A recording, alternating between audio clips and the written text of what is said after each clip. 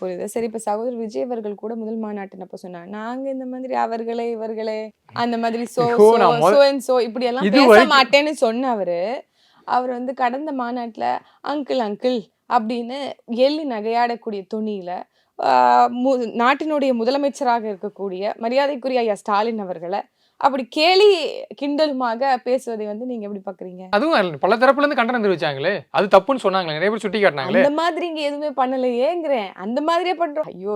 மாமா மச்சான்னு சொல்றது தப்புன்னு சொல்ற ஒரு கேள்விக்கு நான் என்னன்னு பதில் சொல்றது அப்படிங்கிறது தான் என்னுடைய கேள்வியா ஆனால் இருக்கு. இதுவரைக்கும் அதாவது ஒரு மொழி தொனி அது.